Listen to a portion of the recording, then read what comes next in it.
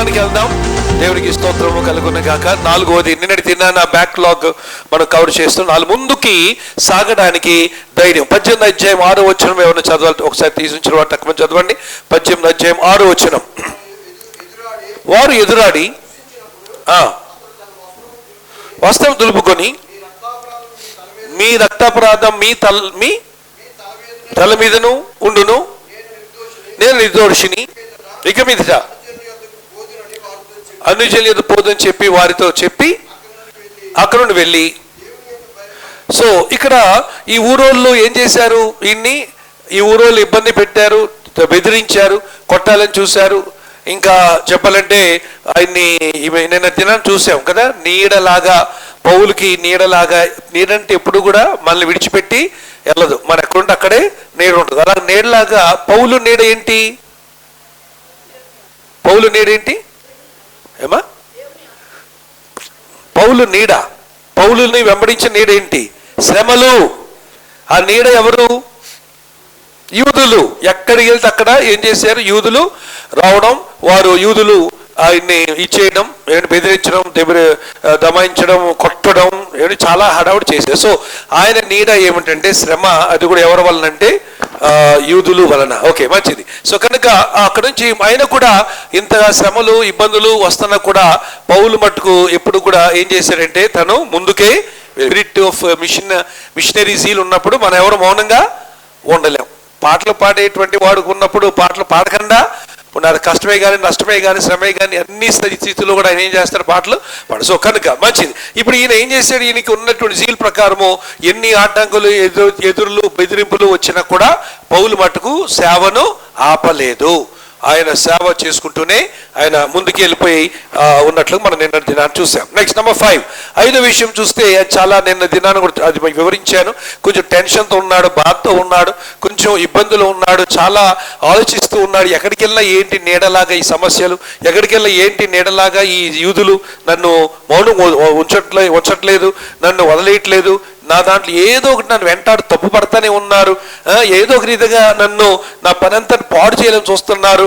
అప్పటికీ దేవుడు కృపను బట్టి ఆయన పరిచయం ఏది కూడా పాడు అవ్వలేదు.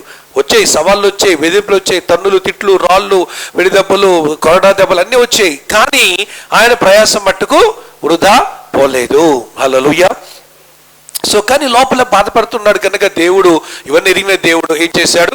రాత్రి వేళ దర్శనమందు ఏమైందంటే దేవుడు తనకు తోడుగా వచ్చి మాట్లాడి, ఈ పట్టణమందు నాకు అనేక మంది ఉన్నారు కనుక నువ్వు భయపడవద్దు, నువ్వు ధైర్యంగా నువ్వు చెయ్యి, నిన్నెవరు కూడా ఏమీ చేయరు అని దేవుడు భరోసా ఇవ్వడంతో పౌలు గారు అక్కడ ఉండి ఎంతకాలం ఉన్నాడండి? 18 నెలలు, అంటే సంవత్సరంన్నర పాటు అక్కడ ఉండిపోయి అన్నిటిని కూడా ఆయన అధిగమించి కొట్టేసి నెట్టేసి చక్కగా ఆయన సమర్పణతో ఆయన ఈ యొక్క సువార్తను మిషనరీ చర్చ్ ప్లాంటేషన్ చేసినట్లు మనం చూస్తాం. 5వది. 6వ విషయం చూస్తే 6వ పాఠము ధైర్యం యొక్క ప్రాముఖ్యత. ఓకే, అంటే ఇక్కడ మనము ఈ ఒక క్యారెక్టర్ని మనం ఎదుర్కొంటున్నాం. ఎవరి క్యారెక్టరు అని చూస్తే ఒక వ్యక్తి, ఒక యంగ్ అండ్ డైనమిక్ ఫెలో. చదవండి ఒకసారి ఆ భాగం చదవండి. 23 చదవండి.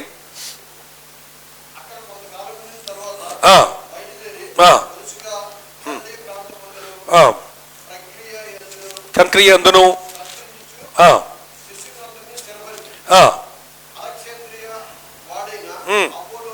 అది ఇక్కడ ఒక ఆయన ఒక కుర్రోడు తగిలాడు. ఓకే, ఎవరు? ఈయన పేరు ఏంటంట? అలెగ్జాంద్రియా వాడు అనమాట. అలెగ్జాంద్రియా వాడు అంటే ఈయన పేరేంటి? అపోలో. ఈ అపోలో ఆయన గురించి చదవండి టక.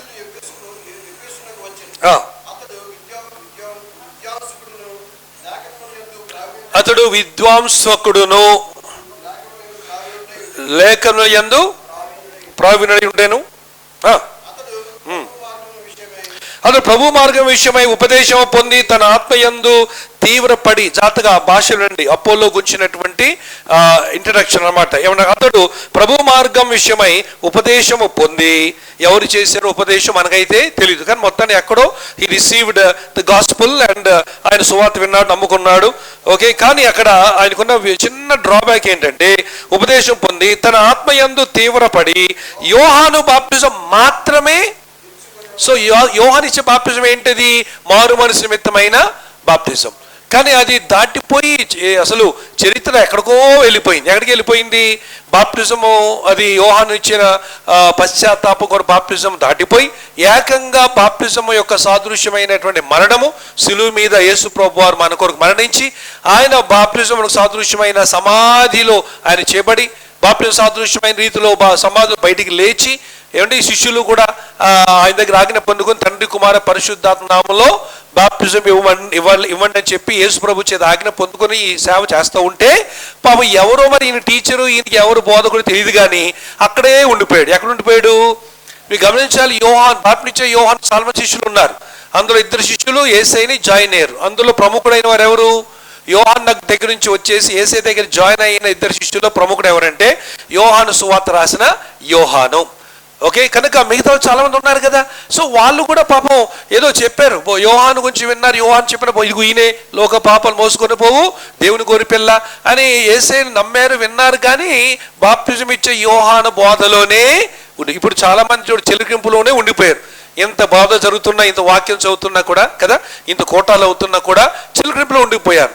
అలా ఇంకొంతమంది చూసినట్లయితే జెండా కింద ఉండిపోయారు. జెండా కింద వాళ్ళు వెళ్తే అది బాప్టిజం అట.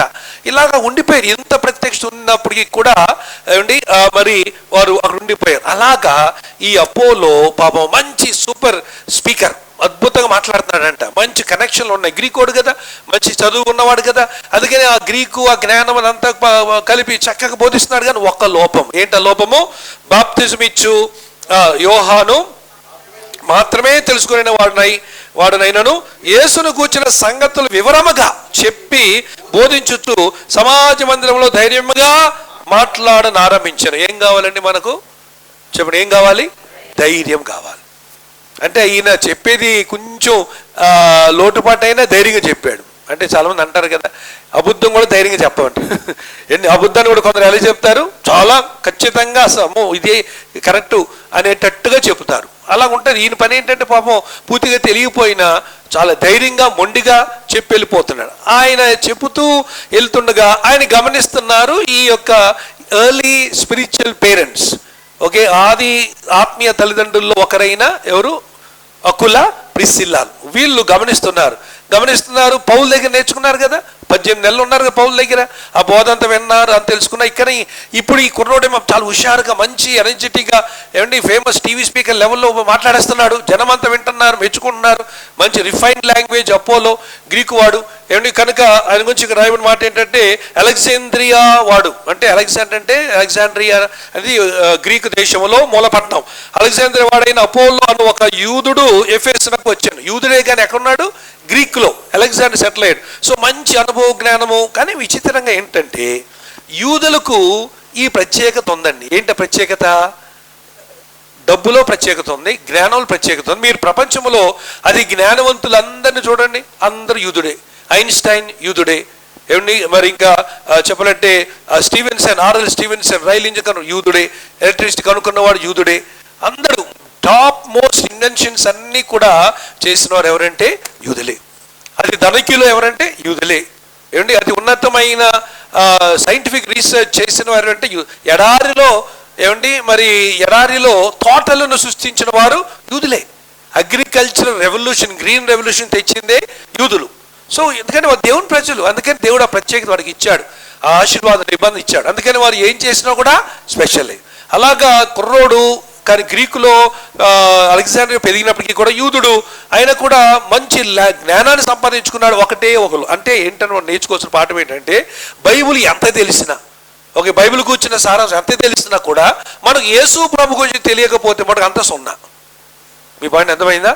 బైబిల్లో వాక్యాలు కంటెస్ట్ పెట్టినా, ఓకే, బైబిలులో ఏది భూత వర్తమాన కాలం గురించి తెలుసుకున్నా, ఓకే, మరి రక్షణ పొందకపోతే ఎక్కడ వెళ్ళిపోతారో అని తెలుసుకొని గ్రహించిన, నరకం గురించి చదివినా, ధ్యానం చేసిన, పరలోకం గురించి మర్మాలు తెలుసుకున్నప్పటికీ కూడా యేసును నమ్మకపోతే నువ్వు తెలుసుకున్నంతా కూడా సున్నా, వేస్ట్.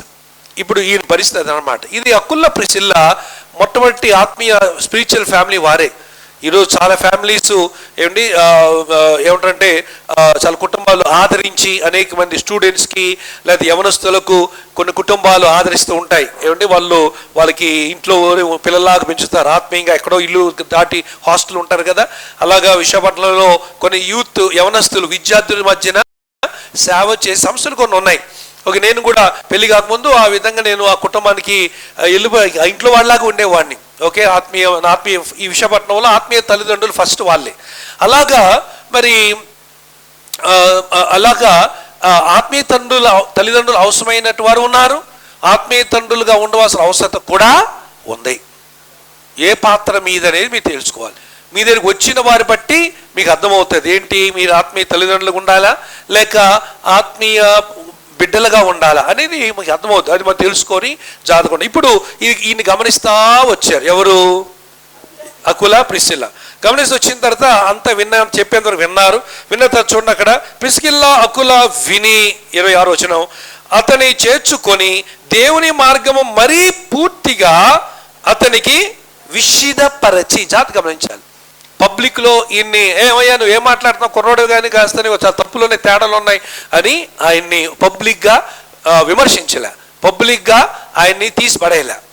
ఓకే, ఎప్పుడైనా గుర్తు చూసుకోవాలి, ఏమైనా అటువంటి ఎవరో తప్పులు లోపాలు ఉన్నా ఎవరిలో ఏమైనా చెప్పాలన్నప్పుడు మనం ఏం చేయాలి, వీళ్ళు చేసిన పద్ధతి ఏం చేశారు, విని ఏం చేశారంట, అతన్ని ఇంట చేర్చుకుంటే ఇన్వైటెడ్ హిమ్ హోమ్, అంటే ఇంటికి వాళ్ళు పిలిచి రప్పించి అతన్ని చేర్చుకొని దేవుని మార్గం మరీ పూర్తిగా అతనికి వివరించిరి. తర్వాత అతడు అక్కయ్యకును పోదలిచ్చినప్పుడు అతన్ని చేర్చుకొనిన కొన్ని సహోదరులు ప్రోత్సాహపరచుతూ అక్కడికి శిష్యులకు రాసిరి. అతను అక్కడికి వచ్చి కృపచేత విశ్వసించిన వారికి చాలా సహాయము చేశాను. యేసే క్రీస్తుని లేఖనముల ద్వారా అతడు దృష్టాంతపరిచి, ఇప్పటివరకు ఏం చెప్పేవాడు, బాప్తిచ్చే యోహాను చెప్పిన సంగతులే, కానీ ఇప్పుడు జ్ఞానం ఉంది కానీ సబ్జెక్ట్ లేదు. మీ పాయింట్ అర్థమైందా? Wisdom is different, knowledge is different. Okay, wisdom ఏంటంటే ఏ టాపిక్ మీద మాట్లాడడం విజ్డమ్, కానీ జ్ఞానం ఏంటంటే ఇచ్చిన టాపిక్ మీద మాట్లాడడం, అది జ్ఞానం. చాలామందికి ఒకటి ఉంటే ఇంకోటి ఉండదు ఏమండి, అందుకని వాక్యం ఎప్పుడు రెండంచుల ఖడ్గం. సో ఈయనకి ఏంటంటే ఈయన జ్ఞానం వివేచన ఉంది. ఓకే, ఆ వివేచన ఏంటంటే ఏది ఇచ్చా మాట్లాడేస్తాడు, కానీ అసలైంది లేదు, అదే జ్ఞానం, అసలైంది జ్ఞానం. అందుకే అరిస్టాటిల్ ఏమన్నాడు, నాలెడ్జ్, ఆ జ్ఞానం ఏమన్నాడు, ఈజ్ పవర్ అన్నాడు, జ్ఞానమే శక్తి అన్నాడు. అందుకని ఆ జ్ఞానం కరెక్ట్గా ఉంటే అప్పుడు వివేచన విజ్డమ్ కూడా చక్కగా ఫైన్ ట్యూన్ అవుతుంది. మంచి సూపర్ హిట్ అయిపోయాడు ఒక కుర్రోడు అపోలో. ఈరోజు బైబిల్లో కొన్ని వచ్చిన ఆయన గురించి ఉన్నాయి, కానీ మనం ఒక అరగంట సేపు ఆయన గురించి ఇంకా మాట్లాడితే ఒక రోజంతా అంత ఉంది సబ్జెక్టు ఈయన దగ్గర. సో ఏం చేశారంట, ఆయన జ్ఞానం లేదు ఏమండి, ఆయనకి సత్తా ఉంది కానీ జ్ఞానం లేదు. ఇప్పుడు జ్ఞానాన్ని కలిపేసరికి ఏం చేశాడండి, పాత బుడ్డిలో ఉన్న మురికి నీళ్ళు తీసి ఏ నీళ్ళు పోసాడు, మంచి నీళ్ళు పోసాడు. అందుకని ఏమైపోయింది, బయటకు వచ్చిన నీళ్లు స్వచ్ఛమైన స్ఫటికమైన చక్కని క్రిస్టల్ క్లియర్ వాటర్గా యేసే క్రీస్తుని లేఖనముల ద్వారా అతడు దృష్టాంతపరిచి యూదుల వాదమును బహిరంగముగాను గట్టిగాను ఖండించుచు. అది ఇప్పుడు దాకా సత్తా లేదు, ఏదో చెప్తున్నారు యోహాను వరకు ఓకే, మరి యేసే వరకు మట్టుకు యూదులు నాట్ ఓకే. అది ఇప్పుడు ఏం చేశారు, యేసే నేర్చుకున్నాడు సబ్జెక్ట్, ఇప్పుడు వదిలేడు బాణాలు. దాంతో ఎవరు కూడా ఆయనకి ఎదురుగా నిలబడే. అపోలో 19:1 అపోలో కొరింథులో ఉన్నప్పుడు జరిగినది ఏమనగా, పౌలు పై ప్రదేశములలో సంచరించి ఎఫెసునకు వచ్చి కొందరు శిష్యులను చూచి, మీరు విశ్వసించినప్పుడు పరిశుద్ధాత్మను పొందితిరా అని వారిని అడగగా, వారు పరిశుద్ధాత్ముడు ఉన్నాడా అన్న సంగతియే రైట్. అది లింక్ అక్కడ వదిలేసే, ఇంకా మనం ఈరోజు అక్కడికి రావాలి. సరే, మంచిది. ఇప్పుడు ఓకే, ఎక్కడున్నామండి మనం, ఏమా సో 6వ విషయం. నెక్స్ట్ 7వ విషయం చూద్దాం. అది వద్దులేండి, మీకు అడ్డు ఉంటుందేమో అది, రైట్, మీకు చూడడానికి. రైట్, 7వ విషయం ఆతిథ్యం ప్రభావము. Praise the Lord. ఆతిథ్య ప్రభావం. 26వ వచనం చదవండి ఎవరైనా, మీకు అడ్డు ఉందా, కనపడుతుందా? కనపడుతుందా మీకు ఇది? ఓకే, మంచి, థ్యాంక్ యూ. 26 వచనం చదవండి. అపోస్తల గ్రంథము 18వ అధ్యాయం 26 వచనం.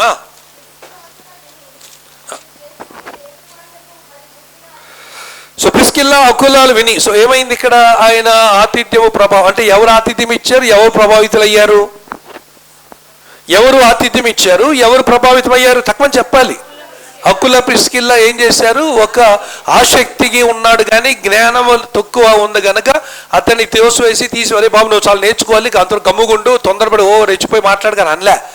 ఇంట్లో చేర్చుకొని నువ్వు మంచి హుషారుగా ఉన్నావు, చక్కగా ఉన్నది, నీకు మంచి టాలెంట్ ఉందని చెప్పి ఇదిగో ఈ విషయాలు ఇది వాస్తవం ఇలా చెప్పు ఇక్కడ నుంచి అని చెప్పి ఆతిథ్యం ఇచ్చి ఏమైనా సరే ఆయన్ని ఇంకా పనికొచ్చే పాత్రగా ఆయన చేశారు. సో ఎప్పుడైనా సరే మనము అందుకని బైబిల్ చెప్తుంది ఇంటన చేర్చుకుంటే ఎప్పుడు కూడా మనము మొహమాట పడకూడదు. ఓకే, బలహీనులను చేర్చుకొని వాటిని నేర్పించాలి. ప్రతి క్రైస్తవ కుటుంబం మన కుటుంబాలన్నీ కూడా ఎలా ఉండాలంటే ఆత్మీయ శిక్షణ కేంద్రాలాగా ఉండాలి. ఆమె చెప్పండి, మనందరి కుటుంబాలు ఎలా ఉండాలి? ఆత్మీయ శిక్షణ కేంద్రాలు. వాళ్ళు వస్తే టీ పెట్టాలి, వాళ్ళు వస్తే కాఫీ ఇవ్వాలి, అవి పక్కన పెట్టేసేయండి. ఓకే, ఇస్తే ఉంటే ఇవ్వండి, లేకపోతే మానేయండి. వాళ్ళు వచ్చేది కాఫీ టీలుగా రోడ్డు దొరికితే 20 రూపాయలు పెడితే అది కాదు ముఖ్యం, కానీ మన మైండ్ సెట్ ముఖ్యం. ఓకే, ఈయన్ని ఇంటి చేర్చుకుందాం, ఇంటిని చేర్చుకొని ఈరోజు చక్కగా ఇంగ్లీష్లో బైబిల్ చదివింది పాప, పేరేంటి? కరుణ. తర్వాత తెలుగులో మంచి కాంబినేషన్ ప్రార్థన చేసింది, ఎవరి పేరు? బ్లెస్సీ, కరుణ బ్లెస్సీ. ఇప్పుడు ఏం చేయాలి? వాళ్ళని బాగా చదివారు కానీ తప్పులు ఉన్నాయి, జారుతాను అనాలా? తప్పులేం లేదు, బాగానే చదివారు కదా. ఇంగ్లీషు నేను ప్రొఫెసర్ కనుక బాగానే చదివింది అమ్మాయి, తప్పులేమి లేకుండా చదివింది. కానీ ఇప్పుడు ఏం చేయాలి మనము? అమ్మ ఇంకా నువ్వు చదువుకో, ఇందా అని చెప్పి ఇంగ్లీష్ బుక్లో ఒక 2-1 ఇచ్చి ఏం చేయాలి? అలాగా ప్రిపేర్. అమ్మ నువ్వు ప్రార్థన ధైర్యంగా చేసి అందరి ముందు వచ్చి చేయడం అంటే ఆ వయసులో కొంచెం భయపడతారు కదా. మొన్న కూడా ఎవరో చేశారు కదా, ఎవరో పాపేనా మహితి మొన్న లాస్ట్ వీక్ అమ్మాయి ఏం చేసింది? పరలోకమందున్న మా తండ్రి లార్డ్స్ ప్రేయర్ చెప్పింది కదా. అలాగా ఇప్పుడు ఏం చేయాలి? వాళ్ళని అప్పుడే స్టేజ్ ఎక్కేద్దామనే, మైక్ పట్టేసుకుందామనే అని అనాలా వద్దా? ఏమనాలి? అమ్మా ఏం చెప్పావు ప్రభు ప్రార్థన, ఇంకా అలాగే ప్రార్థన 23వ కీర్తన చెప్పి ఈసారి అలాగ మనం ఏం చేయాలి? మనం ఎంకరేజ్ చేయాలి, ప్రోత్సాహపరచాలి. క్రైస్తవులకు మనం ఎప్పుడైనా సరే ఎవరిని గాలి తీయకూడదు, ఎవరి గాలి తీయడానికి ఎప్పుడు ప్రయత్నం చేయొద్దు, అసలు సాహసించవద్దు. అది సాతాను చేసే పని. మనం చేసే పని కట్టడం, కొలగొట్టడం కాదు. ఆమెన్. మనం చేసే పని ఏంటండి? కట్టాలి తప్ప పడగొట్టాలి మట్టుకు కాదు. అందుకని ఇక్కడ ఆయన చక్కగా ఒపోలో వీళ్ళిద్దరి దగ్గర నేర్చుకొని, ఈ పెయింటింగ్ కూడా బాగుంది కదా, అకుల ప్రిస్కిల్లా ఆలోచిస్తున్నారు, ఆయన మాట్లాడుతున్నా ఆలోచిస్తున్నారు. కొంచెం మన తర్వాత మనం క్లాస్ తీసుకుందాం, కౌన్సిలింగ్ ఇద్దాం, ఏదో మాట్లాడుకుంటున్నారు. మొత్తం ఆ కళ్ళల్లో వారి భావాలు చూడండి ఎంత బ్యూటిఫుల్. అందుకనే నీకు ఆర్ట్ అంటే నాకు చాలా ఇష్టం. అంటే కరెక్ట్గా వేయాలి కానీ వేస్తే మట్టుకు చాలా భావాలు మనం ఒక పుస్తకం అంతా ఒక చిత్ర పట్టంలో చూసేయచ్చు. Sometimes a book is equivalent to a picture provided it is drawn well కదా, అంతే కదా. అదే ప్రభు బల్ల మైకేల్ ఆంజెలో కాదు, ఎవరిది? లియోనార్డో డా విన్సీ వేశాడు. లియోనార్డో డా విన్సీ అనేవాడు ప్రభు బల్ల వేశాడు కదా. ఆ ప్రభు బల్ల భోజనం 12 మంది ఉంటారు. అక్కడ బొమ్మని జాతక చూస్తే అక్కడ ఎవడు యూదా ఉంటాడు, యూదా చేతిలో సంచి ఉంటుంది, రొమ్మునేమో యోహాన్ ఉంటాడు, యేసయ్య బొమ్మేమో ఇది ఉంటుంది. అప్పుడు ఏం చేశారంటే లియోనార్డో డా విన్సీ ఏం చేశారంటే వీళ్ళని బొమ్మ వేసినప్పుడు యూదా ఇస్కరియోతునంట ఈ డావిన్సీకి ఒక పగశత్రువు ఉన్నాడు, వాడు మొఖాన్ని వేసేసాడట. ఎక్కడ? యూదా ముఖంగా. అందరి మొక్కలు అయిన తర్వాత చివరి వేసే ముఖం వేద్దామని అందరిని వేసేసాడు. వాడికి డావిన్సీకి ఎవరైతే పగశత్రువో సరిగ్గా ఆ శత్రువుని దింపేశాడంట. ఒరిజినల్ ఏది? లియోనార్డో డా విన్సీ, సారీ యూదా ఇస్కరియోతు మొఖముగా. అయితే ఇక అంత అయిపోయిన తర్వాత ఇప్పుడు యేసయ్య బొమ్మ గీయడానికి గీసాడు, తుడిచేస్తాడు, గీసాడు, కొట్టేస్తున్నాడు. ఏంటి అవట్లే అసలు యేసయ్య బొమ్మని అందరికంటే టాప్ వీళ్ళందరూ వేసిన అప్పుడు చాలా ఘనంగా వేద్దాం అనుకున్నాడు కానీ అస్సలు పిక్చర్ బాగా రావట్లేదట.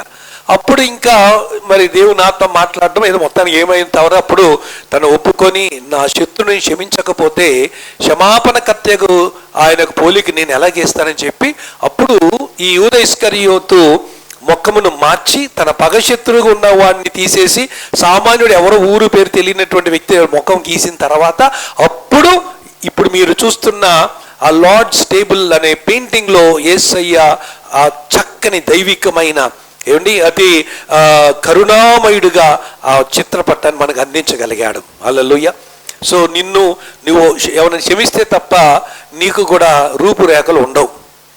నువ్వు ఎవరిని క్షమిస్తే తప్ప నీకు కూడా ఏమండి ఏ రూపురేఖలు ఉండవు. క్షమించడం మన గుణం, మన యొక్క బలం. ఆమె చెప్పండి, పక్కన వాళ్ళు చెప్పండి, క్షమించడం నీ బలం.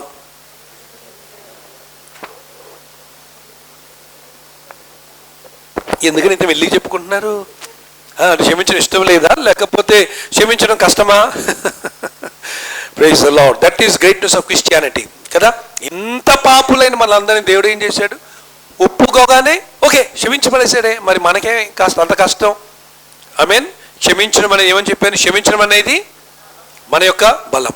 To forgive is our strength, not to forgive is our weakness. అది బలహీనం, పనికిరానితనం, చేతగానితనం. చేతనోడు మొగోడైన వాడు ఎవడు ఉంటే క్షమిస్తాడు. అంటే మొగడని మిమ్మల్ని పక్కన పెడతా అనుకోకండి, చెప్తున్నా. ఓకే, మొగోడంటే ఆ సత్తా అది ఉన్నవాడు ఉంటే క్షమిస్తాడు అంతే. క్షమించలేని వాడు పిరికివాడు. ఓకే, ఇది గుర్తుంచుకోవాలి. రైట్, ఎన్ని అయిపోయినాయి? ఎన్ని ఉన్నాయి? 3 ఉంటాయి. నెక్స్ట్ 8వ విషయం చూసినట్లయితే మెంటర్షిప్ అనేది మనకు కావాలి, మనం ఇతరులకు చేయాలి. మెంటర్షిప్ అనేది చాలా ఇంపార్టెంట్. మిమ్మల్ని అడుగుతాను నేను, నాకు తెలుసు మీరు ప్రస్తుతం నేనే మైక్ పట్టుకొని ఉన్నాను కనుక ఏ పేరు చెప్తారో నాకు తెలుసు. కానీ మిమ్మల్ని అడిగాను అనుకోండి, కళ్ళు మూసుకొని అడిగే మీ మెంటార్ ఎవరు అని అడిగితే ఏం చెప్తారు? ఏం చెప్తావు నాన్న? ఇమీడియట్ చెప్తావు కదా. నిజంగా చెప్తావా? నేను ఉన్నానని చెప్తావా? లేదు బయటికి వెళ్ళిన తర్వాత వేరే వచ్చి అడిగిస్తే ఏం చెప్తావు? మీ మెంటర్ ఎవరు? Who is your mentor? మనకు మెంటర్, నాకు ఖచ్చితంగా చెప్పేస్తా. నా ఫస్ట్ మెంటార్ వినండి, నా ఫస్ట్ మెంటార్ మా మమ్మీ. ఓకే, ఫస్ట్ మెంటార్, దాంట్లో తిరిగే లేదు. ఉదయాన్ని లేపించి జనవరి 1వ తారీఖు ఉదయాన్ని లేపించి కూర్చోపెట్టి ముట్టికాయలు వేసి చల్లని నీళ్ళతో స్నానం చేయించి 4 o'clockకి జనవరి 1st మార్నింగ్ అప్పుడు వాచ్ నైట్లు ఇలా ఇప్పుడు చేసుకున్నట్టు ఉండి అప్పుడు ప్రార్థన చేసేవాళ్ళు. క్రిస్మస్ అప్పుడు 25th మార్నింగ్ లేపి ప్రార్థన చేసి ఆ తర్వాత కన్నీళ్ళు ప్రార్థన అనేది ఫస్ట్ వినిందే మా మమ్మీ దగ్గర. నేను తిట్టుకున్నాడు మమ్మీనే, ఎందుకు ఎప్పుడు ఏడుస్తావు అమ్మ నువ్వు, ఎప్పుడు ప్రార్థన అంటే ఏడుస్తావు, ఎందుకు ఎడవకన్నా చేయలేవనేవాడిని. ఆవిడ ఏమనేది కాదు, కానీ ఇదేంటి నాకేందో నచ్చేది కాదు. తర్వాత అర్థమైంది ఏంటంటే అప్పుడు తల్లి కాచిన కన్నీళ్ళు ఈరోజు కదా నేను సేవలో ఈరోజు ఇలాగా ఉండగలిగాను. హల్లెలూయా. సో నా ఫస్ట్ మెంటర్ ఎవరు? తల్లి. బైబిలే చెప్తుంది కదా, నీ తల్లి ఉపదేశమును త్రోసివేయద్దు. ఓకే, తల్లి ఉపదేశం చాలా ఇంపార్టెంట్. అందుకని మీ తల్లులే ఇక్కడున్నటువంటి పిల్లలు కానీ ఎవరైతే ఇంక తల్లులు ఉన్నవారు ఎవరైతే ఉన్నారో మీరు మీ తల్లి ఉపదేశం ఎప్పుడు కూడా త్రోసివేయద్దు. ప్రైజ్. సో మీ ఫస్ట్ మెంటర్ ఎవరు? మనకు మమ్మీ. నెక్స్ట్ మన మెంటర్ ఎవరు? మనకు నా లైఫ్ చెప్తాను. నెక్స్ట్ నా మెంటర్, స్పిరిచువల్ మెంటర్ ఎవరంటే ఫిలాసాఫికల్ మెంటర్ ఒక ఆయన ఉన్నాడు, జి మున్నుస్వామి గారని. ఆయన హిస్టరీ డిపార్ట్మెంట్ హెడ్, నేను ఇంగ్లీష్ డిపార్ట్మెంట్. కానీ ఆయన సహాయంతో ఐఏఎస్ క్లాస్కి వెళ్ళిపోయినప్పుడే, డిగ్రీ చదువుతున్నప్పుడే ఐఏఎస్ అంటే ఐఏఎస్ చదివేశాను. ఆయన అన్నాడు యూ డెఫినెట్లీ గెట్ ఐఏఎస్ అన్నాడు. నీవు తప్పనిసరిగా, ఆయన ఎంతగా నన్ను ఇష్టపడ్డాడంటే అంతే, నేను ఫుల్ అప్లికేషన్ ఉండేవాడిని. ఆయన అన్నాడు, ఆయన చెప్పే చెన్నైలో ఐఏఎస్ క్లాస్ కోచింగ్ సెంటర్స్ నన్ను నా బండి మీద ఎక్కెళ్ళేవాడు. అంత సింపుల్ హంబుల్ మ్యాన్. అప్పుడే తెల్ల ప్యాంట్ తెల్ల చొక్క వేసేవాడు. 1988, 87, 89లో చెప్పండి డెఫినెట్గా వస్తుంది. యూ విల్ కండిపా వరంగే అని చెప్పేవాడు. అంటే ఖచ్చితంగా నీకు వస్తుంది, నీకు అసలు ఏమి it's cake walk for you అన్నాడు ఐఏఎస్. నేను ఆయన నమ్మేశా, ఓ ఐఏఎస్ అంతేనా కేక్ వాక్ అనుకుని అలాగా మొత్తం పుస్తకాలు రీజనింగ్ ఇదంతా ఫటాఫట్ చేసి పడేసేవాడిని. ఏ సబ్జెక్ట్ చెప్పినా ఒక ఏమంటారంటే నాన్ స్టాప్గా మాట్లాడేవాడిని. అయితే ఐఏఎస్ సివిల్స్ ఎగ్జామ్ అక్టోబర్లో 1992 అక్టోబర్లో ఉంది. సెప్టెంబర్లో అమ్మ చనిపోవడంతో మొత్తం మైండ్ అంతా కూడా వాష్అవుట్ అయిపోయింది. ఏం చదివాను, ఎందుకు చదువుతున్నాను అంతా కొంచెం తెలుసు కదా. ఇక మరి మమ్మీ చనిపోవడంతో మొత్తం ఏమైంది, వెళ్ళాను ఏదో రాసి వచ్చాను. నాన్నగారు డాడీ ఇంకా బ్రతికున్నారు. నెక్స్ట్ మంత్ డాడీ చనిపోయారు. ఇంకా కాంపిటేటివ్ స్పీడ్ మొత్తం. సో నా ఫస్ట్ మెంటార్ ఎవరు? My mother. సెకండ్ మెంటార్ ఎవరంటే నాకు మా హిస్టరీ ప్రొఫెసర్ యు మున్నుస్వామి. నా థీసిస్ మీరు చూస్తే ఆయన పేరు డెడికేటెడ్ టు మై గురువు అని ఉంటుంది. ఆ తర్వాత నా మెయిన్ స్పిరిచువల్ మెంటార్కి వస్తే జో, మధు అండ్ వీణా జెస్సి, అన్న చెల్లెలు చెన్నైలో ఉంటారు కదా. ఓకే, నా కజిన్ బ్రదర్స్. వాళ్ళు మా నాన్నగారికి వాళ్ళ మమ్మీ మర్సీ అంటే ఇప్పుడు ఎన్ని తలచినా ఆ పాట రాశారు కదా, వాళ్ళ మదర్ మర్సీ ఆంటీ, ఆవిడ మా నాన్నగారికి కజిన్ చెల్లి. అలాగా వాళ్ళు నన్ను సొంత కుమారులుగా అడాప్ట్ చేసుకొని ఏమండి మరి చేసి వాళ్ళ ఫస్ట్ మ్యూజిక్ క్యాసెట్ అప్పుడు రిలీజ్ చేసాం మేమే. రాత్రంతా పోస్టల్ గీస్టల్ హాల్ దగ్గరికి వెళ్ళి డెకరేషన్ చేసి ఆ క్యాసెట్లకి టైపులు వేసి అంటించి చాలా అదంతా ఒక అద్భుతమైన 1988లో జరిగిన విషయం. సో మధు అండ్ వీణా నా ఫస్ట్ స్పిరిచువల్ పేరెంట్స్. ఆ తర్వాత విశాఖపట్నం వచ్చిన తర్వాత స్టీల్ ప్లాంట్లో పనిచేసాం. మీకు చాలా మంది తెలుసు, రంగనాథ్ అడ్మిన్లో ఉండేవారు, రష్యన్ డిపార్ట్మెంట్లో ఉండేవారు. ఏమంటే ఆయన వైఫ్ నా స్పిరిచువల్ కౌన్సిల్, నా మెంటార్స్. అటు తర్వాత దేవుడు షిఫ్ట్ చేసుకుంటా అట్ట వచ్చి ఇప్పుడు ఎక్కడ పెట్టంటే డాక్టర్ జైరాజ్ గారు చేతులు పెట్టి, అది నా అసలు లైఫ్ టర్నింగ్ పాయింట్ అదనమాట. ఆయన తీసుకెళ్ళి నన్ను ఏం చేశారంటే ఎంఏ పాల్ గారు పరిచయం చేశారు, ఫినిష్. ఈ మొత్తం లైఫ్, ఆలోచన విధానం, ప్రయారిటీసు ఏమండి ఇవన్నీ కూడా మొత్తం మారిపోయాయి. ఓకే, అక్కడ జ్ఞానము, తెలివి, ఆసక్తి. ఇక ఐఏఎస్ మీద మనసు పోయింది, ఐపీఎస్ అని అవుతాను అనుకున్నారు. నేను అనుకున్న గుంటూరు కలెక్టర్కి వెళ్ళిపోతానేమో అని మా వాళ్ళు మాట్లాడుకునేవాళ్ళు. అప్పుడే మా మేనమామలందరూ గుంటూరు కలెక్టర్ నువ్వు అనేవాళ్ళు. నేను అలా ఫీల్ అయ్యేవాడిని. అంటే అలా చదివాను, అలా ఉండేది. కానీ కాంపిటేటివ్ స్పీడ్ చనిపోయింది. సరే ఐపీఎస్ అనుకున్నారు, ఐపీఎస్ లాగా నేను నడిచేవాడిని. ఆ హోందా, డిసిప్లిన్, ఆ స్ట్రిక్ట్నెస్ ఉండేది. కానీ ఆ రెండిటికి మించి దేవుడు ఇప్పుడు ఏం చేశారంటే ఐహెచ్ఎస్ చేశాడు. హల్లెలూయా. అర్థమవున వాళ్ళు అందరూ హల్లెలూయా చెప్పండి. చెప్పలేదంటే అర్థమైంది. చెప్పండి ఏంటో ఐహెచ్ఎస్ అంటే? In his service. చూసారు, మెంటార్షిప్ కావాలి.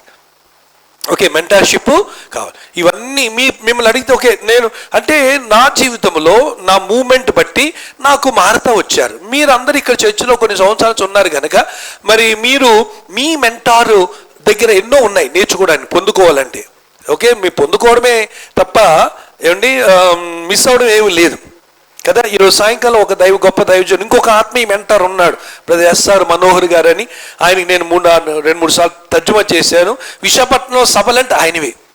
ఆయన నాకు మెంటార్. ఎంతగా ఆయన నేను పూర్తిగా రిసీవ్ చేసుకుని కొన్ని చోట్లకి ఒరిస్సా ప్రాంతాలు ఇంగ్లీష్ వెళ్ళినప్పుడు ఎస్ఆర్ మనోహర్ లాగా ఉంది మీ గొంతనే అని అంటారు. అంతగా నేను ఆయన్ని నా మెంటార్గా నేను స్వీకరించాను. సరే, ఇవంతా ఎందుకు చెప్తానంటే ఇప్పుడు మీకున్న మెంటర్ ఎవరు అనేది ఆలోచించుకొని ఏం నేర్చుకోవాలో నేర్చుకోవడానికి ప్రయత్నించేయండి. అర్థమైందమ్మా? మీరు ఒక వ్యక్తి దగ్గర ఏం నేర్చుకోగలరో నేర్చుకోండి. నేర్చుకునేది ఏమైనా ఉన్నాయనుకో వదిలేయండి.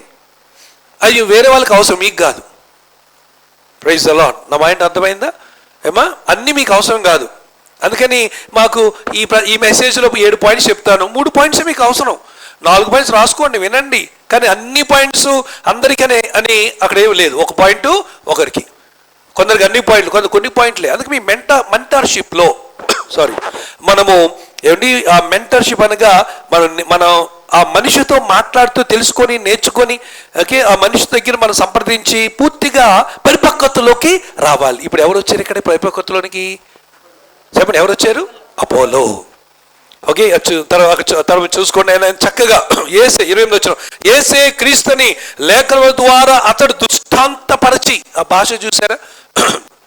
ఓకే, మెంటర్షిప్ అయిన తర్వాత యేసే క్రీస్తుని లేఖనముల ద్వారా అతడు దృష్టాంతపరచి యూదుల వాదమును బహిరంగంగా, మొత్తం ధైర్యం వచ్చేసింది, జ్ఞానం వచ్చేసింది. జ్ఞానం అంటే ధైర్యం. జ్ఞానం లేకపోతే చూసి చెప్తాలే, అడుగుతానులే, అదిలే చెప్పి మా పాస్టర్ గారు ఫోన్ చేస్తా అంటాం. జ్ఞానం లేని వాళ్ళు చేసేవారు. జ్ఞానం ఉన్న వాళ్ళు ఏం చేస్తారు? చెప్పు, ఏంటి అడుగుతారు? చెప్పు కమాన్ తెలుస్తాం, కమాన్ ఏంటి నీ డౌట్ ఏంటి అని అడుగుతారు. అలాగా మనకు మెంటార్ ఉంటే అది ప్రయోజనం, మంచిది. ఇప్పుడు చాలా మెంటార్షిప్ గురించి చాలా చెప్పాను. మీరు ఎప్పటికైనా మనంతట మనము, నాకు మినిస్ట్రీ మెంటార్ ఉన్నారు, సైకలాజికల్ మెంటర్, కాంపిటేటివ్ మెంటర్ ఉన్నారు, స్పిరిచువల్ మెంటార్స్ అందరూ ఉన్నారు. ఇప్పుడు నాకు ప్రస్తుతానికి I'm in search for a mentor. నాకు కావాలి ఇప్పుడు. ఏమండి మీకు అర్థమైంది? పాయింట్ అర్థమైందా? నాకు మెంటారు ఒక ఫేజ్ వరకు నడిపించారు, ఉన్నంత వారి జీవితకాలం నడిపించారు. ఇప్పుడు ఆయన వెళ్ళిపోయారు, ఈయన కాలం అయిపోయింది. ఇప్పుడు నాకు కావాలి, ఐ నీడ్ మెంటార్షిప్. సో దాని గురించి ప్రార్థన చేయండి. దేవునికి స్తోత్రం కలుగును గాక. చెప్పరేంటండి? రైట్. దాన్ని ఇంకో మాట ఏంటంటే ఆత్మీయ తండ్రి కావాలి నాకు. Okay, fine. ఇది 8వ విషయం. 9వ భాగం చూస్తే 9వ పాఠము నిరంతర అభ్యాసం యొక్క ఆవశ్యకత. ఓకే, ఎప్పుడు కూడా మనం స్టూడెంట్స్మే. ఆమె చెప్పండి. మనం ఎప్పుడు కూడా ఏమిటండి? Students. We are not professors. Even my self నేను ప్రొఫెసర్ అంటే ప్రొఫెస్ చేసేవాడు ప్రొఫెసర్ అంటే ఆ సమయం వరకు నేను బోధించేంత మట్టుకు నేను I'm not a established professor. ఇంగ్లీష్లో అంతవరకే. ఇప్పుడు అది పోయా ఇంగ్లీష్ కాదు బోధిస్తే ఇప్పుడు ఏం బోధిస్తున్నా చెప్పండి? ఇప్పుడు ఏం బోధిస్తున్నా? ఏమా? తెలుగా? అది దేవుని వాక్యం, ఆత్మీయ సారాంశం, ఒక ఇది బోధిస్తున్నా. సో అయినా కూడా నేను ఇప్పుడు బోధకుడు స్థాయికి వచ్చాను కనుక నేను నేర్చుకోవడం ఆపేయచ్చు. Yes, true or false? ట్రూవా? ఎవరు ట్రూ అన్నారు ఇక్కడ?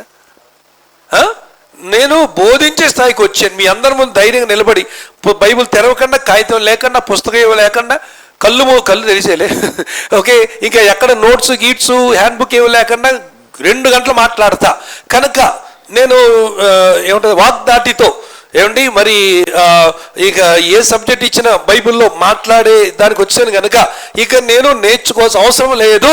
True or false? మరి నేను కళ్ళు మూసుకొని చెప్తున్నా అంటే నిలబడి చెప్తున్నా, నోట్స్ లేకుండా చెప్తా, ఏ టాపిక్ వచ్చి చెప్తాను అంటున్నా, ఇంకా నేర్చుకునేది ఏముందమ్మా? మాస్టరు మీరే కామ్గా చూస్తున్నారు, హెడ్ మాస్టర్ లాగా చూడకండి ఇక్కడ చెప్పండి కదా. నిరంతరం ఏం నేర్చుకోవాలి? త్వరగా ఏం నేర్చుకోవాలి? నిరంతరం ఏం నేర్చుకోవాలి? అయ్యో ఏం నేర్చుకోవాలండి? ఓకే దేంట్లో విద్యార్థి? స్కూల్లోనా, బడిలోనా, ఎక్కడ? వాక్యములో. హల్లెలూయా. కానీ నిరంతరం విద్యార్థి కదా, అవునా కాదు? నేర్చుకోవాల్సింది ఉందా లేదా? మరి బైబిల్ స్టడీకి రావాలా వద్దా? అది మరే రారు. నా పాయింట్కి నేను వస్తాను. మరే రారు. మీ దగ్గర చెప్పి ఇంకోసారి మీ బైబిల్ స్టడీలు ఎగ్గొడితే మట్టుకు మీకు అన్నీ తెలిసి పండితులని మీకు సర్టిఫికెట్ ఇస్తా. CIM బైబిల్ కాలేజ్ నుంచి మీకు ఇస్తా. ఓకేనా? మీరు congratulations, this is certify that so and so has reach the peak of biblical knowledge and no need to come for any Bible study అని సర్టిఫికెట్ మీకు ఇచ్చేస్తా. కావాలంటే చెప్పండి, ఇచ్చేస్తా. లేదంటే రండి, నేర్చుకోండి. మీకు తెలియదు కానీ మీకు చెప్పడానికి నేను చదువుడు ద్వారా ఎంత నేర్చుకున్నానో అసలు అమేజింగ్, చాలా నేర్చుకున్నా. మీకు ఇచ్చేది 10 వంతే, నేను 90% నేర్చుకుంటున్నా. Praise the Lord. రైట్. ఎంత శాతం ఉంది సార్ నా దగ్గర? ఇంకెంత శాతం ఉంది? 90%. మీకు ఇచ్చేదంతా ఓకే, మాది అంత వద్దులే, 25% ఇస్తున్నాం మీకు. ఓకే, 70% ఉంది. అంత నేర్చుకున్నాను నేను, అంత బ్లెస్ అవుతున్నాను నేను. దేవునికి మహిమ కలుగును గాక. ఇది 9 ఆఖరి దేవుని పనిని చూడటం వల్ల కలిగే ఆనందము. ఓకే, 27 వచ్చి చూడండి అక్కడ ఏమవుతుంది. అక్కడ తరువాత అతడు ఆయనకు పోదలిచ్చినప్పుడు అతన్ని చేర్చుకొనవలెనని సహోదరులు ప్రోత్సాహపరచొచ్చు అక్కడి శిష్యులకు వ్రాసిరి. అతడు అక్కడికి వచ్చి కృపచేత విశ్వసించిన వారికి చాలా సహాయము చేశాను. Praise the Lord.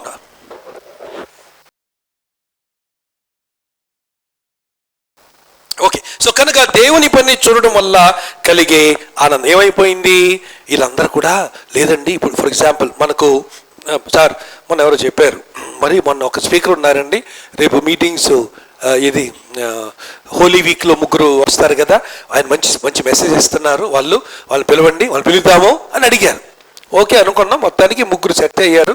ఓకే, మొదటి రోజు ఒకరు, రెండో రోజు ఒకడు, 3 రోజుకు రేపు హోలీ వీక్లో వస్తారు.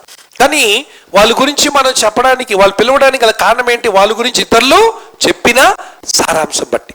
సో కనుక ఏమవుతుంది ఇప్పుడు?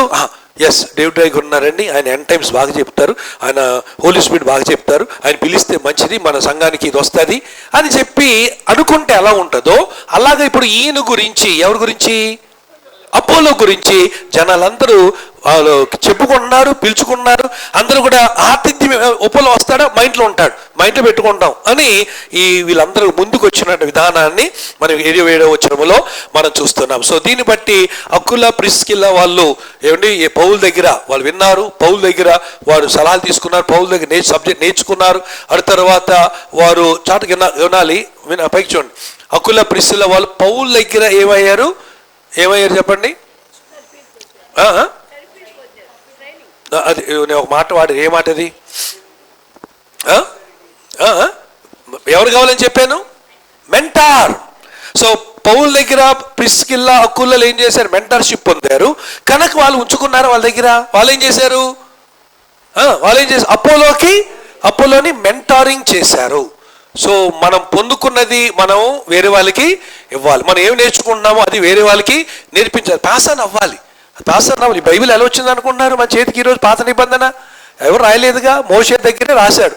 మోషే కంటే ముందు ఇది 2000 సంవత్సరాలు గడిచిపోయాయి. మరి ఎలా వచ్చింది? ఆదాము ఏమన్నాడు, అబ్రహాం ఏమన్నాడు, ఈ డైలాగులు ఏంటి, వారి మాటలేంటి, యెహో ఇవన్నీ షమ్మ ఇవన్నీ అన్న పదాలు ఎలా వచ్చాయి?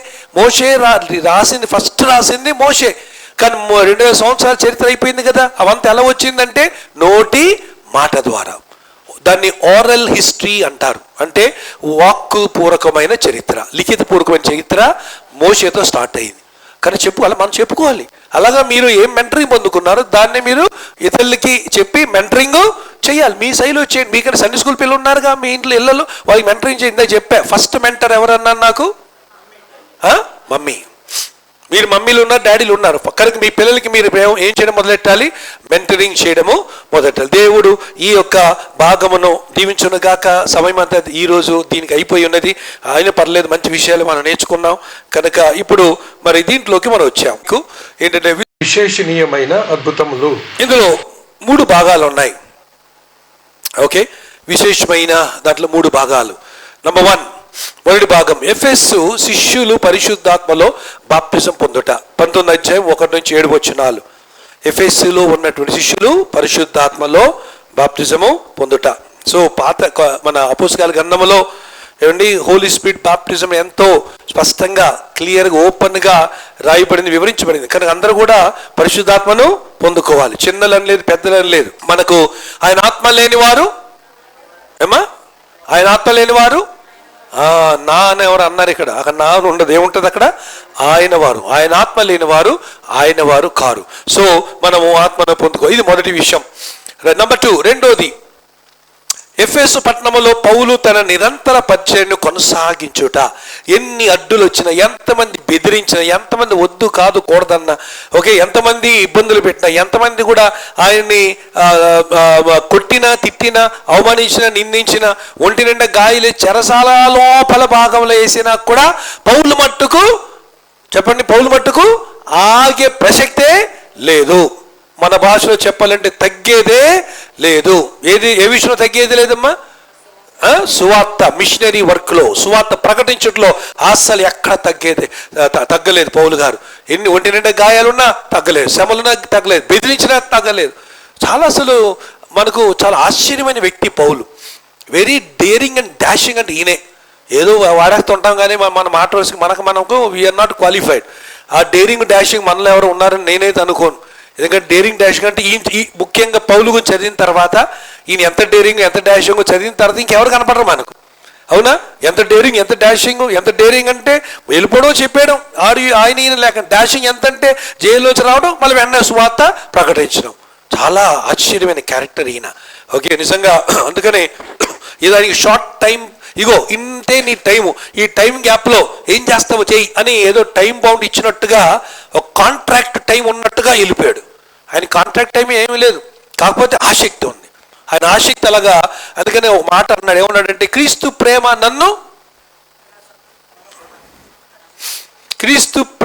నన్ను బలవంతం చేయించున్నది అన్నాడు. హల్లెలూయా. ద లవ్ ఆఫ్ క్రైస్ట్ కన్స్ట్రెయిన్త్ మీ. నన్ను బలవంతం చేస్తుంది. క్రీస్తు ప్రేమ నన్ను బలవంతం ఎందుకు దేనికి బలవంతం చేస్తుంది అమ్మా? దేనికి బలవంతం చేస్తుంది? దేనికి బలవంతం చేస్తుందండి? సువార్త చెప్పడానికి, సంఘాలు కట్టడానికి, మిషనరీకి వెళ్ళడానికి, బోధించడానికి, అకుల లాంటి వాళ్ళకి తరిఫీ ఇవ్వడానికి, తిమోతి, సీలు, తీతులు లాంటి వారిని తరిఫీ చేసి సేవకు పాస్టర్లకు పంపడానికి. Praise the Lord. హల్లెలూయా. ఈరోజు నేను ఒకరితో వేరే దేశంలో మాట్లాడినప్పుడు ఆయన చెప్పారు, పాస్టర్ గారు మనోడే, మన ఆత్మీయ అబ్బాయి, ఇక్కడ నేను ఆయన ఒక దేశంలో సంఘం కట్టి ఆయన నడిపిస్తున్నాడు.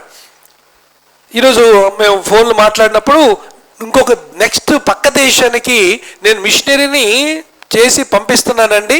అక్కడ రేపు మీరు వచ్చిన తర్వాత దాన్ని ఎస్టాబ్లిష్ చేసి ఆ చర్చిని పెట్టాలనుకున్నాను అన్నాడు. ఇప్పుడు ఈ సేవకుడు ఒక సంఘం, ఒక మాదిరి సంఘం నడిపిస్తున్నాడు దేశంలో. ఆ సంఘము మనతో పోల్చుకుంటే చిన్నదే, మన సంఘంతో పోల్చి చిన్నదే, కానీ అక్కడి నుంచి ఒక మిషనరీ పంపిస్తాడు వేరే దేశానికి. అప్పుడు నాకు సిగ్గేసింది ఒక విధంగా, అరే ఇంత పెద్ద సంఘం దాంతో పోల్చుకుంటే ఇంతమంది ఉన్నారు, ఎవరిని నేను మిషనరీ తయారు చేయలేకపోయినే అని నాకు సాయంకాలం చాలా బాధ వేసింది, ఆలోచన వచ్చింది. అప్పుడు అనుకున్నాను, ఏదో ఎవరైనా నా దగ్గరికి వచ్చి పాస్టర్ గారు నేను మిషనరీకి వెళ్తాను, ఎక్కడ పంపిస్తారో నన్ను పంపించండి అని వచ్చి అడిగితే బాగుండును అని అనుకుంటున్నా. అమ్మాయిలు కావచ్చు, అబ్బాయిలు కావచ్చు, ఎవరు వస్తారో దేవునికి తెలుసు. వచ్చిన తర్వాత అమెరికాని పంపించింది అనకండి, అక్కడ శని సుందరం ఉన్న తోడు ఉన్నారు, వాళ్ళు నాకు తోడు ఉంటారు, అక్కడ పంపించి అనకండి. ఏమో Congo, democratic republic of Congo, ఏమండి డిఆర్సి, ఆఫ్రికా నడిబొడ్డుని ఉంటుంది, అది అక్కడ పంపిస్తా.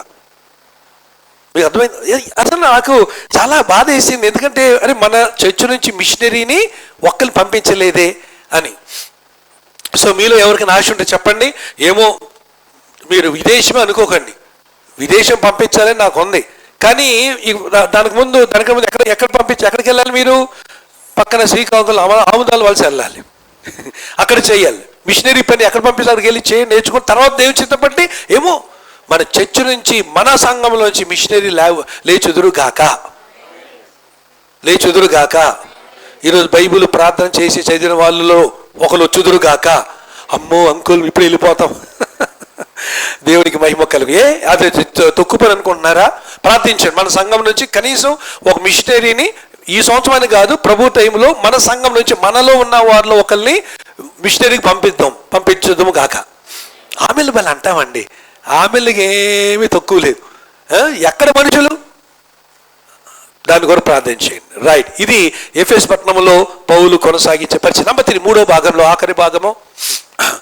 ఓకే, ఎఫెసులో అల్లర్లు 23వ వచనం నుండి 41వ వచనం వరకు ఏంటంటే ఎఫ్ఎస్సిలో అల్లర్లు, ఎక్కడికి వెళ్తే అక్కడ అల్లర్లు పౌలు గారు. అందుకని వీళ్ళకి పౌలు మీద ఏమంటే ఒక విరక్తి కలిగేసింది. పౌలు అంటే అల్లరోడు అని పేరు వచ్చేసింది. ఎవరి మధ్యలో వచ్చింది ఈ పేరు? యూదుల మధ్యన. యూదులే. ఈయన ఎక్కడికి వెళ్తే అక్కడ గొడవ పెడుతున్నారా బాబు, ప్రశాంతంగా ఉండేట్లేదు ఈయన.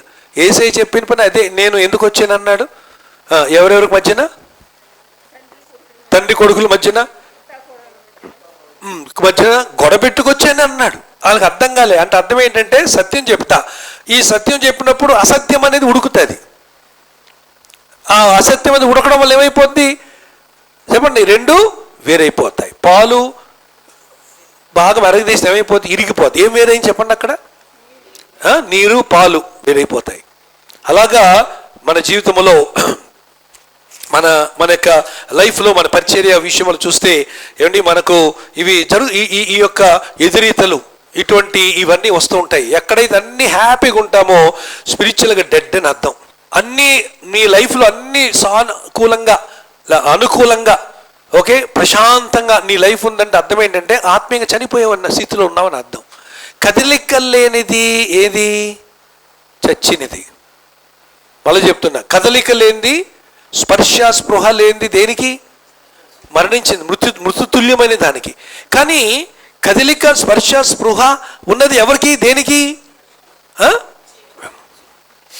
జీవం ఉన్న దానికి ఉంటుంది. ఈరోజు నువ్వు ఏ శ్రమ కదలిక, ఏ బాధ కదలిక, ఏ అవమాన నిందలు లేకుండా ఉన్నావంటే నువ్వు ఆత్మీయ చచ్చి పరిస్థితులు ఉన్నావు. Nothing matter for you. అది నీకు పెద్ద ఉపయోగం లేదు, పట్టింపు లేదు నీకు, నువ్వు చచ్చి పరిస్థితులు ఉన్నావు.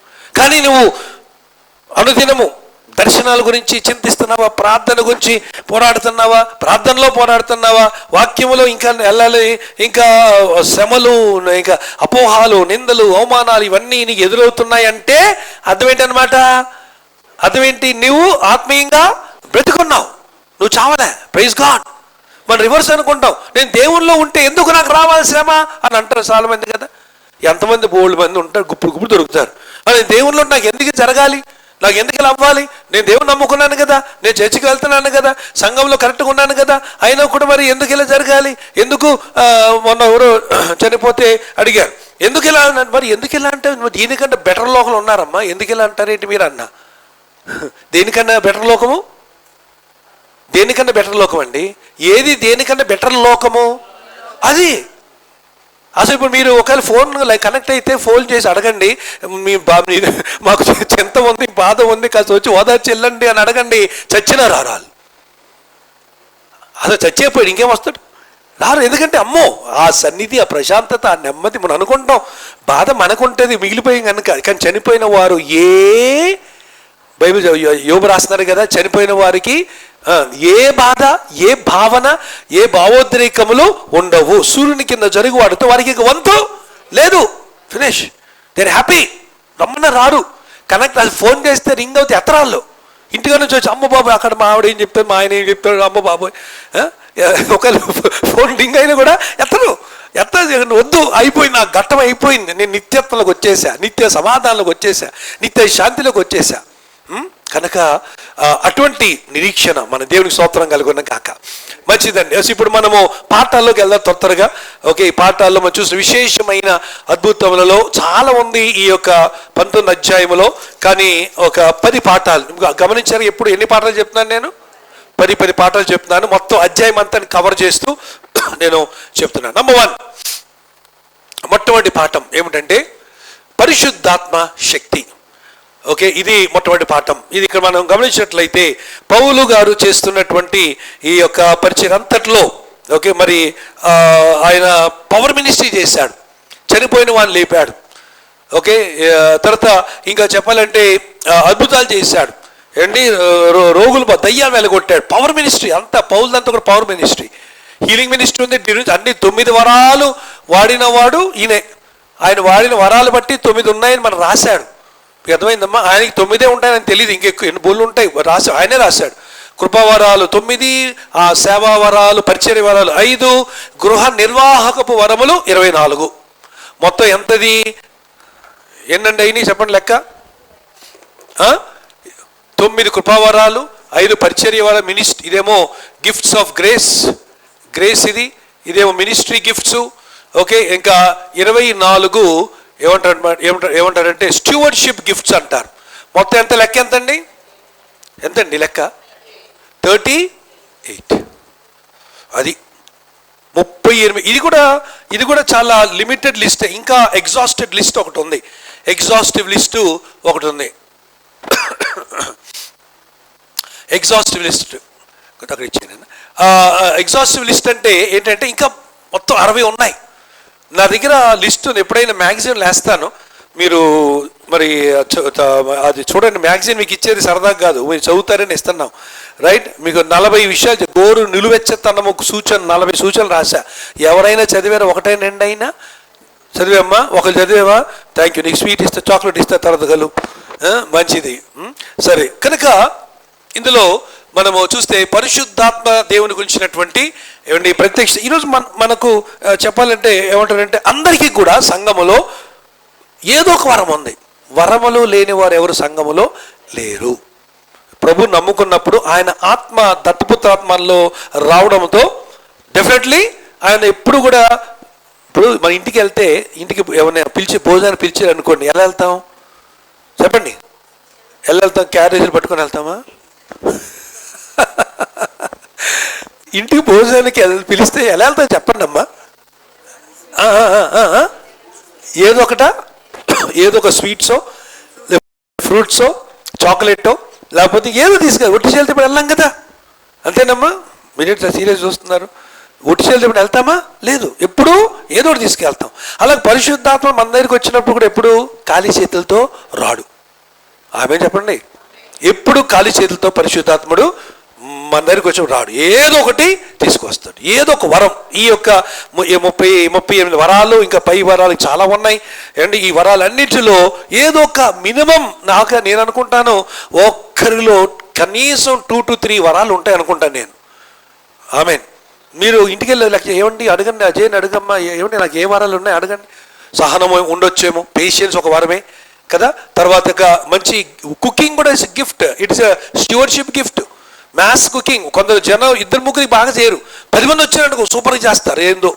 ఇక మీకు పూటంతా ఇచ్చేసి అమ్మ చక్కగా పూటంతా చక్కగా ఉల్లిపాయలు, కూరగాయలు, మసాలా గిసాలు కోసి మంచిగా కూర ఉండంటే మొత్తం పాడిపోద్ది. అలాగే బంధువులు వచ్చింది అనుకోకుండా టపాన్ దిగి 9 గంటలు దిగారు, అప్పుడే ప్రయాణం వచ్చి ఆ వదిన భోజనం చేసి ఇంక ఎక్కడ భోజనం చేస్తాం, భోజనం టైం లేదా, ఏం చేస్తాం, టప టప టప టప టప 9 గంటలకి స్టార్ట్ అయ్యి 10 గంటలకల్లా ఎంత రుచిగా ఉంటుందండి ఆ ఫుడ్. అది గిఫ్ట్ అంతే, ఆ టాలెంట్, అది మన టాలెంట్ అంటాం కదా, గిఫ్ట్ అది, it is gift of God. అలా వంట గిఫ్ట్ ఉంటుంది, అలాగా పేషెన్స్ గిఫ్ట్. ఎంత తిట్టినా ఏమనరు, పేషెంట్ కూల్ యాజ్ క్యూకంబర్ అంటారు. దోసకాయ ఇలాగా చల్లగా ఉంటారట, అసలు ఎంత కొట్టినా పొడిచినా కూడా నీళ్ళు వస్తాయి తప్ప అది మన క్యాకేదట. అలాంటి అది కూడా గిఫ్టే. సహనం ఒక గిఫ్టే, ఎన్ని కుర్చీలు ఎత్తడం గిఫ్టే, తొడవడం ఒక గిఫ్టే. Gift of ministry, gift of service, gift of music, gift of ఏమంటారు టెక్నాలజీ, అన్ని గిఫ్ట్లే. కొందరికి నేను అనుకుంటాం మినిమం 3 కాదు, ఎక్కువ ఉంటాయి, 5 ఉంటాయేమో, 5 కృప కదా, ఐ ఫిక్స్ విత్ దాట్. ప్రతి ఒక్కరికి అన్ని రకమైన గిఫ్ట్లు ఎన్ని ఉంటాయండి? మీరు మౌనంగా అనుమానంగా అడుగుతున్నారా, చెప్తున్నారా? ఏమో చెప్పండి సిస్టర్, మీరు ఏమంటారు ఏమంటారు సంగీత గాన కోకిలుగా చెప్పండి, ఎన్ని ఉంటాయి ఒక్కొక్కరికి? 3, 5 ఉంటాయి. అందుకే మీరు రేపు అడుగుతాం మిమ్మల్ని, ఇంటికి వెళ్ళిన తర్వాత భార్య భర్తలు, అక్క చెల్లెళ్ళు ఏంటి గిఫ్ట్లు అడగండి. ఇప్పుడు మీ వారికి ఏ గిఫ్ట్ ఉందో ఒకటి చెప్పండి, అవుట్ రైట్గా చెప్పండి ఒకటి. ఇంతసేపు ఆలోచించే అవసరం లేదు, అలా అన్నయ్యని అడిగితే టక్కని 3 చెప్పేస్తాడు ఇప్పుడే. అందుకని ఆయన కొద్ది మార్కులు మీకు ఇస్తామా? మార్కులు చెప్పండి, ఏముంది చెప్పండి మీ వారికి గిఫ్ట్. ఇంతసేపు ఏంటమ్మా ఆయన పరుగు తీసేస్తారు మీరు. ఓకే అన్నయ్య చెప్పండి. అదిగో అంటే ఏంటి, ఏ గిఫ్ట్ అది? Gift of organising. అమ్మా గుర్తుంచుకోండి, ఏమన్నా అడిగితే నెక్స్ట్ టైం చెప్పండి. Gift of organising, gift of coordination, gift of communication, gift of participation, ఇవన్నీ గిఫ్ట్లే. 5 పైన ఉన్నాయి ఇప్పుడు లెక్క పెడితే కదా. పైపు ఇంకోటి ఎక్స్ట్రా గిఫ్ట్ ఉంది, మీతో వచ్చిన గిఫ్ట్ ఏది? నేను అన్నారు కదా మైక్లో, క్వైర్ మెంబర్, నేను కూడా క్వైర్ అన్నారు, పాడే గిఫ్ట్. సో ఇలాగా దేవుడు మనకు అందరికీ పరిశుద్ధాత్మ వరములు, గిఫ్ట్లు, ఓకే, ఇవన్నీ కూడా ఇచ్చేవాడు పరిశుద్ధాత్ముడు. ఓకే అన్ని కనుక ఇది గుర్తు. నెక్స్ట్ నంబర్ 2, 2వ పాఠం. ఇది గమనించండి, ఇది అప్పుడు ఉన్న బాప్టిజం ట్యాంక్. ఇది చూసినప్పుడు నాకు అనిపించింది మనం కూడా మన ట్యాంక్ ఇలా కడితే పోలే అనిపించింది. అంటే ఇలా దిగిన తర్వాత ఇక్కడ బాప్టిజం తీసుకు వీళ్ళు వెళ్ళిపోతారు, సింపుల్. ఎక్కువ ఇంత పెద్ద మనకున్న పెద్ద ట్యాంక్ కూడా అవసరం లే. కాదు మన ప్రాబ్లం ఏంటంటే పైన కాలమ్స్ తగులుతాయి నెత్తికి, అందుకని దాన్ని చూస్తే అలాగే అడ్జస్ట్ చేసి కట్టేం. కానీ లేకపోతే చాలా బాగుంది ఇది. ఆ దినంలో ఇది ఆ టైంలో కొన్ని ప్రదేశాల్లో పౌలు కాలంలో అన్యుల ప్రాంతాల్లో కట్టినటువంటి బాప్టిజం ట్యాంకులు అలాగ ఉండేయట. ఇటు దిగుతారు, ముంచుతారు, మునిగిపోయి వెళ్ళిపోతుంటారు. సరే మంచిది. ఇక్కడ కావాల్సిన పాయింట్ ఏంటంటే బాప్టిజం యొక్క ప్రాముఖ్యత మనకు బయలుపరుస్తున్నారు. ఓకే, ఈరోజు విశేషమైన అద్భుతాలు టాపిక్ అలా ఉన్నా కూడా నేను ఈ అధ్యాయం అంతటిని కూడా మీ దృష్టికి తీసుకొస్తున్నా. అందులో ప్రాముఖ్యమైన విషయం ఏమిటంటే బాప్టిజం గురించి ఉన్నటువంటి అంశము. ఏ గాస్పుల్ ప్రీచింగ్ అయినా బాప్టిజమును గురించినటువంటి వివరణ ఇవ్వకపోతే అది అసంపూర్ణ సువార్త. ఓకే, ఏ సువార్త? ఓకే, ఫుల్ గాస్పుల్ కాదు. ఫుల్ గాస్పుల్ అంటే ఏంటి చెప్పండి? పాపాలు ఖండించాలి, పాపము క్షమాపణ ఎలా మార్గం తెలియాలి, పాపాలు ఒప్పుకోవాలి, నమ్మి బాప్టిజం పొందాలి, బాప్టిజం పొందిన వారు ఆత్మలో బాప్టిజం పొందాలి. అది దీన్ని ఫుల్ గాస్పుల్ అంటారు. ఈరోజు మనకు ఆ పేరు లేకపోయినా మన చర్చి క్రైస్ట్ కవెనెంట్ చర్చ్గా మనం ఫుల్ గాస్పులే చేస్తున్నాం. We are full gospel followers. అంటే ఇంకా కొందరు ఉంటారు, ఉదాహరణ చెప్తా, ఫుల్ గాస్పుల్ కాని వాళ్ళు ఎవరంటే వారు బైబిల్ వాక్యము చాలా మంచిగా నేర్చుకుంటారు, వింటారు, పరిశుద్ధాత్మ నమ్మరు. ఇంకొందరు ఉంటారు, వారు పరిశుద్ధాత్మ నమ్ముతారు కానీ వాక్య ప్రత్యక్షత ఎక్కువ టైం ఎవరు, ఫుల్ గాస్పుల్ కాదు. ఇంకొందరు ఉంటారు, అన్నీ బాగుంటాయి, అటు పరిశుద్ధాత్మ నమ్ముతారు, వాక్యం ఉంటుంది కానీ బాప్టిజాలేమో చిలకరింపు అంటారు, అది ఫుల్ గాస్పుల్ కాదు. అందుకని దేవుని స్తోత్రం, మిమ్మల్ని అందరినీ కూడా దేవుడు ఏ గాస్పుల్ చర్చిలో పెట్టాడు? Praise the Lord. మనకి ఏ లోపం ఇక్కడ? మరి 2వ రాకడ గురించి మాట్లాడతాం, అంత్యదినాల గురించి మాట్లాడతాం, పరిశుద్ధాత్మ గురించి పరిశుద్ధాత్మ వరాలు అనుభవిస్తాం, ప్రదర్శిస్తాం, పంచుకుంటాం, ఏమైనా సాక్షి చెప్పుకుంటాం, పాపాన్ని ఖండిస్తాం. ఓకే, ఇంకా వాక్యాన్ని మొండిగా అనుసరిస్తాం. ఓకే, ఒకటే మనకు తక్కువ ఏంటంటే టైంకి రావడం, అదొక్కటే తక్కువ తప్ప మిగతా అన్ని కూడా చక్కగా ఆసక్తిగా వింటాం, ఆసక్తిగా ప్రార్థన చేస్తాం. ఇవన్నీ మన ఫుల్ గాస్పుల్ చర్చ్. ఇది గుర్తుంచుకోండి. ఓకే, మన వివరణ ఇవ్వాల్సి వచ్చినప్పుడు. నంబర్ 3, 3వ విషయం, సువార్త యొక్క ధైర్యమైన ప్రకటన. ప్రైజ్. ఒకసారి 1 చదువు. సువార్తను గూర్చి నేను సిగ్గుపడువాడును కాను గాని ఏలయనగా నమ్ము ప్రతి వానికి తర్వాత గ్రీస్ దేశస్తునికి అది కలుగు చెడుగు దేవుని శక్తి అయినది. It is the power of God అంటూ సాల్వేషన్. అది గాస్పుల్. అసలు ఫుల్ గాస్పుల్ అంటే ఇంకా అసలు మామూలు కాదు. మన జీవితాలు మామూలుగా ఉంటాం. మన జీవితాలు ఫుల్ గాస్పుల్, మంది హాఫ్ గాస్పుల్, పార్షియల్ గాస్పుల్ కాదు, ప్రాస్పెరిటీ గాస్పుల్ కాదు, ఇంకేదో గాస్పుల్ కాదు. ఓకే, మన గాస్పుల్ ఏ గాస్పుల్ అండి? Full gospel, right. అందుకని దాని యొక్క శక్తి ఇంకెంత అపారంగా ఉంటుందో మీరు అర్థం చేసుకో. నాలుగో పాఠం, ఆధ్యాత్మిక యుద్ధం యొక్క వాస్తవికత. ఓకే, ఇందులో ఇప్పుడు యాక్చువల్లీ మన శత్రువులు ఎవరో పౌలు ఎన్నో అనుభవాలు, ఎన్నో నిజంగా ఇప్పుడు నాకు అర్థమవుతుంది. ఈ ఎఫ్సి పత్రిక సర్వాంగ కవచము గురించి రాస్తూ ఏమండి మన శత్రువుల గురించి చక్కగా వివరించాడు. ఫస్ట్ ఎవరంట? ప్రధానులు, తర్వాత అధికారులు, తర్వాత లోకనాథులు, మూడోది ఎవరంటే ఏమండి ఆకాశ మండల మందుండు దురాత్మల సమూహం. ఓకే, ఈ ఇంత క్లియర్ ఎలా రాయగలిగాడంటే ఆయన సేవంత అదేగా, దాడులు దాడులు దాడులు. ఏమన్నా సేవంతో కూడా అవమానాలు, నిందలు, ఏమండి మరి దెబ్బలు, గాయాలు ఆయన అనుభవంతో రాశాడు. నాకు ఇప్పుడు అపోస్తకాల గ్రంథము నేను చదువుతూ ధ్యానం చేస్తుండగా నాకు అర్థమైన విషయం ఏంటంటే పౌలు ఏదో థియరీగా రాయలేదు, ఆయన ప్రాక్టికల్గా అనుభవించి ఆయన ట్రావెల్ చేసినటువంటి వాటినే మనకు రాశాడు. అందుకే మనం ఏమన్నొచ్చు ఒకసారి చదవండి. ఎఫ్సి 6:10 నుంచి చదవండి. ప్రభువు యొక్క మహాశక్తిని బట్టి ఆయన బలవంతులై ఉండుని మీరు అపవాది తంత్రములు ఎదిరించుటకు శక్తిమంతులగుటకు దేవుడిచ్చిన సర్వాంగ కవచమును ధరించుకొనుడి. ఏలయనగా పోరాడునది శరీరులతో. మీకు అర్థమైందా? అంతమంది కొట్టి తిట్టి అవమానించి నిందించి చంపేస్తాను బెదిరించినా కూడా ఎందుకు ఆయన సువార్త ఆపలేదు? ఆయన బాధ, ఆయన కత్రోషము, ఆయన యొక్క కసి అంతా మనుషుల మీద అర్థమైపోయింది. మనం పోరాడినది శరీరాలతో కాదు, కానీ ఎవరితోంట? ప్రధానులతోనూ, అధికారులతోనూ, సంబంధమైన లోకనాలతోనూ, ఆకాశ మండలం మందుండు. తర్వాత చదవండి. అందుచేతను ఆపదిన మందు వారిని ఎదిరించుటకు సమస్తమును నెరవేర్చిన వారై నిలబడుటకును కవచమును. చాలు, ఇక తర్వాత మీకు సర్వ కవచం అని పైకి చూడండి ఒకసారి.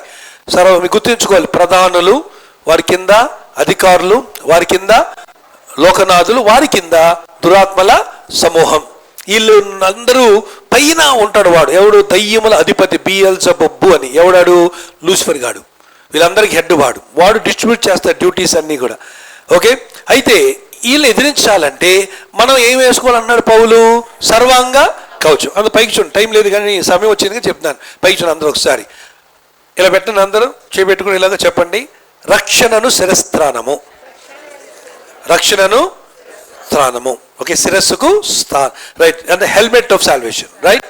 నెక్స్ట్ నంబర్ ఇలా పెట్టండి. నీతి అను మైమరు. మళ్ళీ చెప్పండి, నీతి అనే మైమరు. Very good. ఇలా పెట్టండి, ఎడం చెయ్యి పెట్టండి, ఎడం చెయ్యి. ఇది విశ్వాసం అనే డాలు. కుడి చెయ్యి ఇలా ఎత్తండి, ఇలా పెట్టి ఇలా ఎత్తండి. వాక్యం అనే ఖడ్గం. గుర్తుండిపోద్దా లైఫ్ లాంగ్ ఇంకా. నెక్స్ట్ ఇలా అనండి, సత్యం అనే దట్టి. అదే మీ కాళ్ళు ఉన్నాయి, ఇప్పుడు ఇంట్లో పెట్టి వచ్చారా? ఉన్నాయి, కాళ్ళు ఉన్నాయి కదా. ఇలా అనండి, ఇలా కాళ్ళు ఇలా అనండి. అది గుండెడు పులుగుడు రావట్లే అది కూడా. సరే, ఏంటిది? సిద్ధ మనస్సును జోళ్ళు. ఇప్పుడు ఇవి చెప్పండి, నేను చేపెడతాను, మీరు మాటలు చెప్పాలి.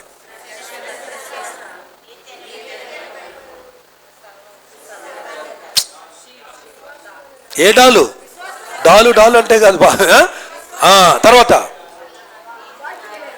వాక్యం అనే లాస్ట్ ఏమైపోయావు నువ్వు? కమన్, మీకే ముఖ్యం.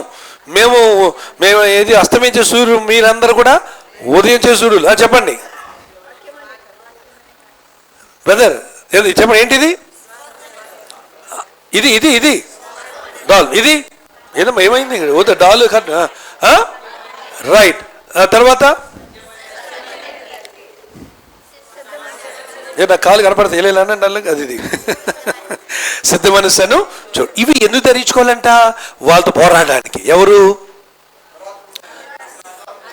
ఒక్కలే కాదు, అది ప్రధానులు ఫస్ట్, వాళ్ళ కింద అసిస్టెంట్లు, అది వాళ్ళ కింద అసిస్టెంట్లు, వాళ్ళ కింద చిన్నవాళ్ళు, వీళ్ళందరూ పంచుకున్నారు. వాళ్ళ నెట్వర్క్ అది.